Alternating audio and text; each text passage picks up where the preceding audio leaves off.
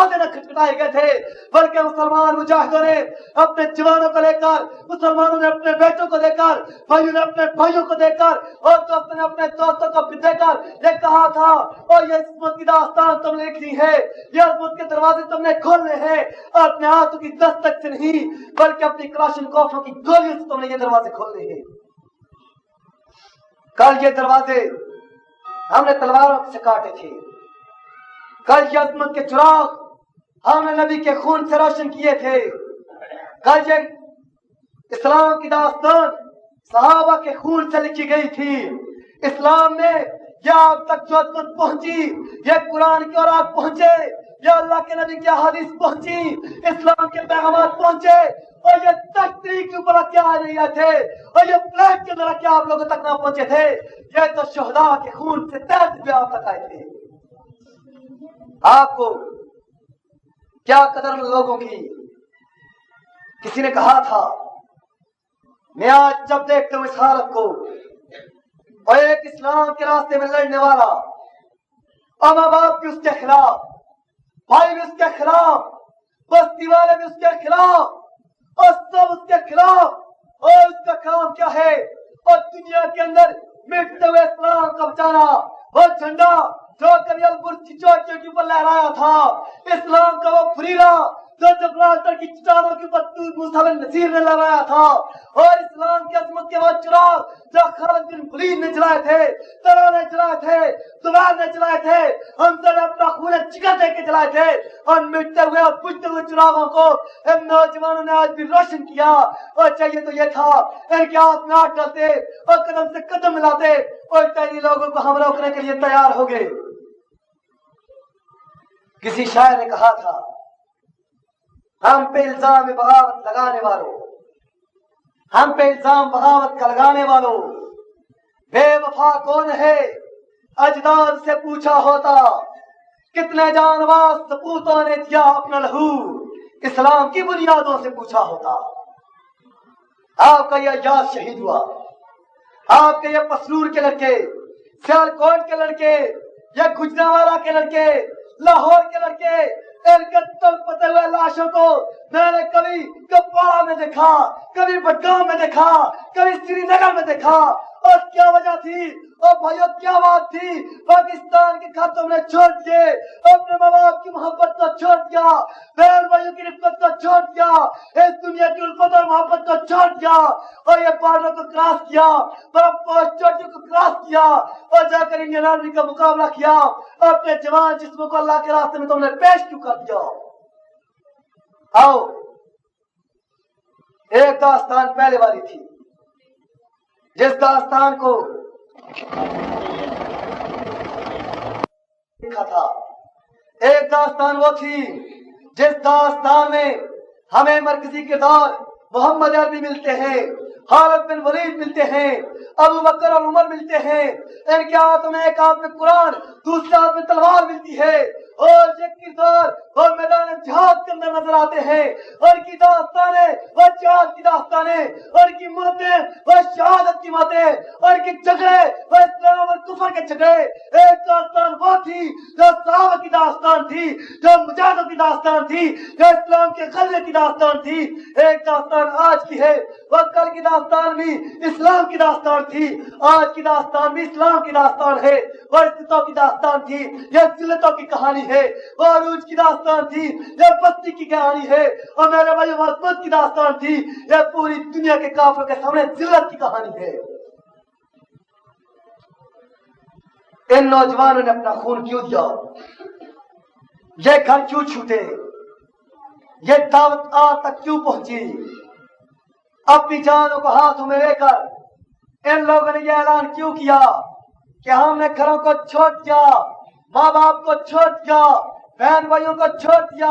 اپنے عیش اور آرام کو چھوڑ دیا. اور بھائی تو ہمارے بھی ہوا کرتے تھے, ماں باپ تو ہمارے بھی ہوا کرتے تھے, پیار تو وہ بھی ہم سے کیا کرتے تھے, اور پیار کرنے والی اور پیارے تو ہماری بھی ہوا کرتی تھی. اپنے گھر کو, بہن کو, کاروبار کو, اسکول اور کالج کو ہم لوگوں نے کیوں چھوڑا تھا؟ کیونکہ کسی شاعر نے کہا تھا, اے مسلمانوں, اے اسلام کے فرزندوں, اے اسلام کے لیے نام لینے والوں, اے اسلام کے لیے نمازیں پڑھنے والوں, اب تم لوگوں کا کام کیا ہونا چاہیے؟ اٹھو اپنے گھروں کے اندر سے, اپنے کالجوں کے اندر سے, اپنی محبتوں کے اندر سے, اپنی شفقتوں کے اندر سے, اپنے آرام اور سکون اور عیش و عشرت کے اندر سے اٹھو.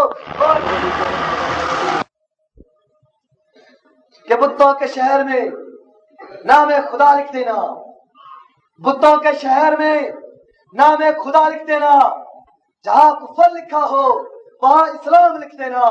اگر صلح کے پھولوں کو وہ پاؤں سے کچل جانے تو پھول کی ہر ایک پتی پہ قتل عام لکھ دینا. ہم کپواڑہ کے اندر گئے, جنگل سے نیچے اترتے ہیں, ایک گاؤں قریش اور نتن اس کا نام, اس کا, اس گاؤں کے اندر ہم جاتے ہیں. صبح کا ٹائم, صبح کا وقت, ایک گھر کے اندر سے نکلتا ہوا دھواں دیکھتے ہیں. ایک انسان سے پوچھا, او بھائی یہ کس کے گھر کو آگ لگ گئی, یہ کس کے گھر کو آگ لگ گئی, یہ کس کے گھر سے دھواں اٹھ گیا صبح صبح؟ اس نے کہا, او پاکستان کی سرزمین سے آنے والوں, یہ کسی گھر کا دھواں نہیں, یہ کسی خان صاحب کا گھر نہیں, کسی چودھری صاحب کا ڈیرا نہیں, دنیا کے کسی انسان کا گھر نہیں, یہ کائنات کے رب کا گھر ہے جس کو آگ لگی نہیں بلکہ لگائی گئی ہے. آگے جاتے ہیں, دیکھا مسجد کی گرتی ہوئی دیواروں کو, اس کی چھت اور شتیروں سے اٹھتے ہوئے دھوئیں کو, بلند ہوتے شہروں کو دیکھا, دیوار سے گری ہوئی دیوار سے اندر نظر ڈالی, آگے دیکھتے کیا ہے؟ تبتانوسا کی مسجد, مسجد کے سین کے اندر 3 نوجوانوں کے لاشیں پڑے ہوئے,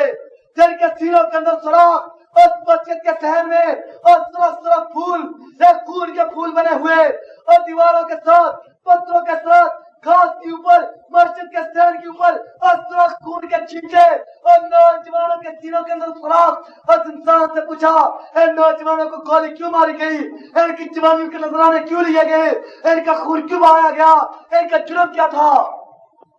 اس نے جواب دیا, ان کا جرم یہ تھا, آدمی نے مسجد کو تالا لگایا, دروازوں کو بند کیا اور اعلان کیا کوئی تالا نہ کھولے گا, اذان نہ دی جائے گی, کوئی اس مسجد کے اندر نماز نہ پڑھے گا. یہ 3 نوجوان آئے, انہوں نے تالوں کو دیکھا, پوچھا کیا بات ہے, بتایا گیا آدمی نے مسجد کو سیل کر دیا. یہ نوجوان آئے, انہوں نے تالوں کو توڑ دیا, مسجد کے دروازے کھول کے اذان دی, جماعت کے ساتھ نماز پڑھی. آج صبح کی جماعت کے ساتھ نماز پڑھنے کے جرم کے اندر, ایک مسجد کے دروازوں کو کھولنے کے جرم کے اندر, آدمی کے لگائے ہوئے تالوں کو توڑنے کے جرم کے اندر, ان کے سینوں کے اندر G2 کی گولیوں سے سوراخ کر دیے گئے. میرے بھائیو, جاؤ ہم کو مسجدوں کی قربانیاں قبول, ہم کو شہیدوں کے تڑپتے ہوئے لاشیں قبول, ہم کو اسلام کے فرزندوں کا بہتا ہوا خون قبول. اگر امام کائنات نے اپنے خون کی قربانی دی تھی, ہم بھی اسلام کے لیے اپنی جانوں کو قربان کر سکتے ہیں انشاءاللہ. جانوں کی پرواہ نہیں, مسجدوں کی پرواہ نہیں. مسجد سے چند قدم میں آگے بڑھا, ایک کھیت کے اندر چند جلدی ہوئے اور آپ کو دیکھا, ذہن میں یہ خیال آیا یہ کسی اخبار کے ورق ہوں گے, کسی کتاب کے ورق ہوں گے. یہ سوچتا ہوا قدم پر قدم ایک کھیت کے اندر جا کر اور راک کو اٹھایا. میرے ذہن میں یہ بات تھی یہ راک کسی اخبار کے ورق ہوں گے, لیکن جب ورقوں کو اٹھایا آنکھوں کے سامنے اندھیرا تھا, پاؤں کے نیچے سے زمین نکل چکی تھی. میرے ہاتھ کے اندر کسی اخبار کے ورق نہ تھے, کسی کتاب کے ورق نہ تھے, امام کائنات صلی اللہ علیہ وسلم کا قرآن تھا. ایسے اللہ کے قرآن کے ورق تھے جس کو تم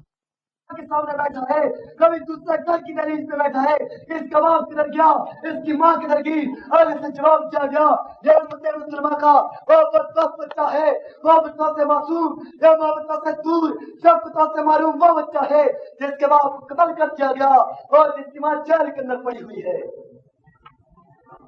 میرے بھائیو, یقیناً اس بچے کا حق تھا. ہم اس کے سر کے اوپر ہاتھ رکھتے, ہم اس کو اپنے سینے سے لگاتے,